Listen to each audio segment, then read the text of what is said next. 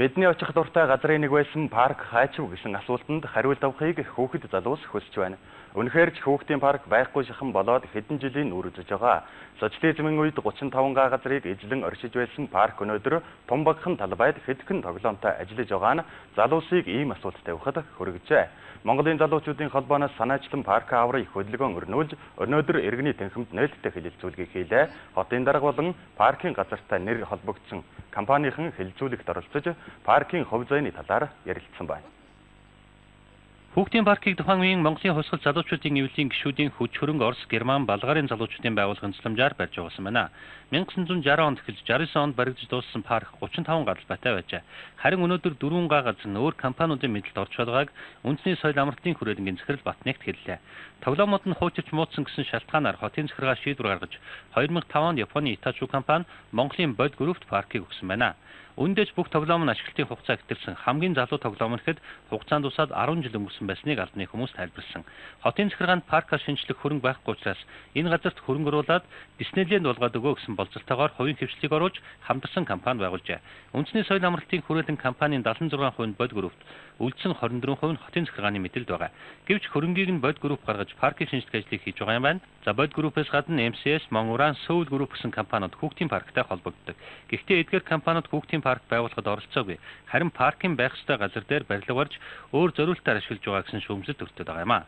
Жохом ямар учраас хэний зөвшөөрөл ямар шийдвэрээр хүүхдийн паркийн газраас хомсолсноо дээрх компаниуд өнөөдөр тайлбарлсан. За эхлээд Монгуран компани эзэн их хурлын гишүүн Наранхүү тайлбар хийлээ. Монгуран компани авсан газартай холбоотой маргаан шүүхтээр явж байгаа. Анхан шатны шүүх Монгураны талд шийдвэр гаргасан гэдгийг үндэсний соёл амралтын хүрээлэнгийн захирал хэлсэн. За харин гишүүн Наранхүүгийн хувьд Монгуран гэж компани хүүхдийн паркийн газраас зөвшөөрлөгөө авчихсан мэтээр ярьж сурталчилж байгааг буруутган энд газар авсан компаниуд бүгд хотын засаг даргын захирамжтай гэдгийг онцолж байлаа. Хэрэв бусад компаниуд ир зориг гаргаад паркийн газраа буцааж өгвөл Монгураны хувьд татгалзаад байх зүйлгүй гэдгийг хэлсэн гишүүн Наранхүү газраа буцааж өгөхөөс илүүтэй парк байгуулахад хамтран ажиллаж болно гэсэн бодолтой байгаагаа илэрхийлсэн. Ганц голомт биш паркад газар авсан компаниуд хөрөнгө гаргаж дэлхийн чигт төрсэн сайхан парк байгуулад 10 жил хүүхдүүдийг үн төлбөргүй тоглуулах боломж байгааг тэрээр хэлсэн юм. Өнөөдөр хүүхдийн парк төр нэг юм ажиглахад үнэхээр төлбөр мөнгө үнэтэй хэцүү. Нэг айлын хүүхд очоод 150 мянгаас 200 мянгаас төгрөгөөр тоглож байна. Энэ асуудлыг нэг тийш нь шийдэж болох юм боломж байна. Өнөөдөр энэ яг боломжийн баясгалангийн хийсэн хөрөнгө оруулалтын хэмжээгээр жишээ нь биднес хөрөнгө оруулалт хийж болно. Тэгээд бид бол хүүхдүүдтэй үнэхээр бүгдээрээ хайрлая гэж байгаа бол нийлж аваад нэг юм шийдэх хэрэгтэй. Биднес хөрөнгө оруулалтын асуудлыг шийдээ 10 жил бүх монгол хүүхдүүдэд үн төлбөргүй тоглуулъя.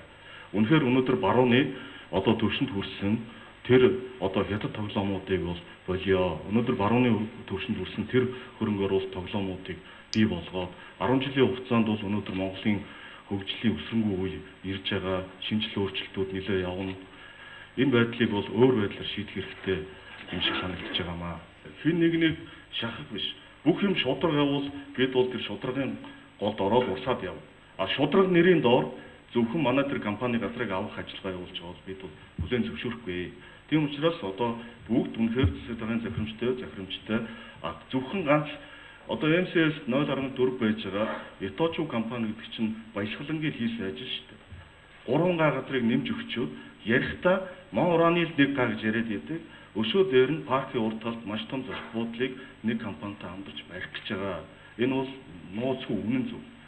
Бүх асуудал шудраггүй биднээс нэг га газрыг өгч болно. Асуудал байхгүй. Хүүхдийн паркийн 35 гадалбайгаас нэг га Монгуран, 3 га MCS, за мөн зарим хэсэг нь Seoul Group-ийн мэдэлд байдаг байна. За газрын зах зээлээс танагдаж өөр компани мэдэлд очноос болоод паркийг шинжлэх төсөл удаашрж хөрөнгө оруулалтанд бэрхшээл үүссэн гэж төслийн удирдагч хэлсэн. Хэдийгээр одоо 31 гадалбай хүүхдийн паркийн эзэмшилд бүр тодруулбал Bod Group-ийн мэдэлд байгаа ч тоглоом суйрлуулсан хэсэг нь ердөө 20% байгаа гэсэн тооцоог Монголын залуучдын холбооныхан гаргасан. Харин паркийн захиргаа үнийг арай өөрөөр тайлбарлаж байна. За 31 гадалбайдаа бүгдд нь амралт зугаалгын зохицуулбар байгуулна. Эхний ээлжинд 8 гадалбайд шинэ тоглоом суйрлуулсан. Одоо 4 гад нэмж тоглоом суурлуулад гадна талбайн парк тусах гинэ. За үлдсэн газар дээр нь жилийн 4 өдрөд ажилладаг дотор парк буюу байшин дотор тоглох тоглоомод үйлчлэгээний газрууд байгуулахаар төлөвлөжээ. 3 ресторан, 2 кафе, хүүхдийн парк дотор барина гэдгээ үндэсний соёл амралтын хүрээлэнгийн захирал Батнэгт дуулгалаа. Харин хойнонд баригдаж байгаа Шангрила 5 хоттой зочдлуудын дотор дэлхийд даяар тархсан Макдоналдс, KFC-гийн сүлжээ, усан бассейн, 8 танхим бүхий кинотеатр зэрэг Хүүхэд залуучууд иргэдэд зориулсан үйлчлэгнүүд байна гэдгийг MCS Properties компани захирал танилцууллаа. Хотын захиргаанаас хүсэлт тавьсны дагуу MCS Group олон улсын хурал зөвлөгөөн болох заалт танхим бүхий 5 оттой зочдуудад барих төсөлд оролцож газрыг нь Montana компаниас худалдаж авснаар Шангри-Ла буудлыг барьж байгаа гэдгээ хэлсэн юм. Одоо түрүүчийн тэр нөгөө Батбаяр даргын хэлшийн үнд Montana гэдэг компани газрынхан бид нартай ирж уулзсан. Өөрөөр хэлбэл танахын дээр зочдууд одоо юу барих гэж байгаа юм байна. Зочлуу барих гэж байгаа юм. Манайх ийм газар 1998 онд авсан байсан. Тэгээ энэ газар дээр яг 7-8 жил юу ч хийгээгүй. Яг одоо ийм байдалтай газар байсан. Үнэхээр суураа хийцэн одоо яг хоодлын хэсгийг ингээд мохолцсон ийм газар байсан. Тэгээд тухайн үед нь тэр газар нь бол шүүхийн шийдвэр дээр шүүхэд газрын асуудлыг шийдвэрлэх гээд өгсөн байсан. Тэгээ бид нар бол бид нар энэ юу яаж байгаа? Танах шүүхийн шийдвэрийнхээ тэгээ эцэлчээд хүрээдрээ. Тэгээд бид нар одоо хамтарч ажиллах болж байгаа яриа гэдэг. Тэгээд энэ тухайн газар 2006 онд шүүхийн шийдвэр гарсан байдаг юм лээ. Яг энэ компанид энэ газрыг үлдээе гэсэн ийм захирамж. Тэгээд энэ нь бол түрүүчийн Батбаяр дарга гэсэн давхцсан. Одоо яг түрүүн ямар шийдвэрээр гарсан бэ гэдэг нь 98 онд энэ анхны захирамжууд нь гараад газар олох бэлчилгээ юмуд нь өвдөжсэн. Ийм газар юм бэл. Тийм газар байсан. За тэгээд бид нар энэтэй яг энэ Montana гэдэг компанитай шүүхийн шийдвэр гарсныхаа дараа хамтран ажиллах гэрээ байгуулсан.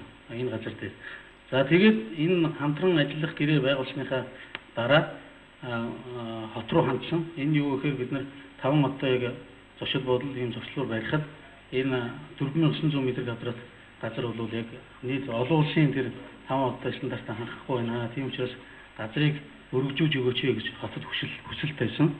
За хүсэлтийг хүлээн авч тухайн үеийн иргэдийн төлөөлөгчдийн хурал засаг даргын захирамжаар 3 газар болгон өргөжүүлж авсан ийм байна.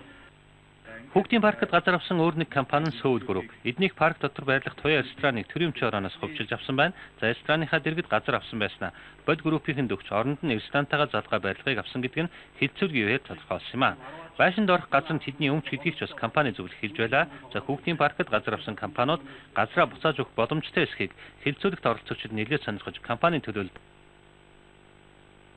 за мөн паркийн тоглоом өндөр үнэтэй хүмүүсийг ороход хүртэл мөнгө хураадаг болсныг шүүмжлэх хүн цонг байлаа. Мон Уран компанийн хувьд бусад компаниуд газраа өгчхөл эзэмшиж байгаа газраа чөлөөж болно гэсэн амлалт өгсөн бол MCS Group нэгэнт эхлүүлсэн том төслөө зогсоох боломж муутай гэсэн байдлаар тайлбар хийж байна. 5 оттой Шангри-Ла зочдуудлыг барих төслийн өртөг 300-аас 400 сая $. Одоогоор барилгын ажлын 60-аас 70% нь хийгдсэн.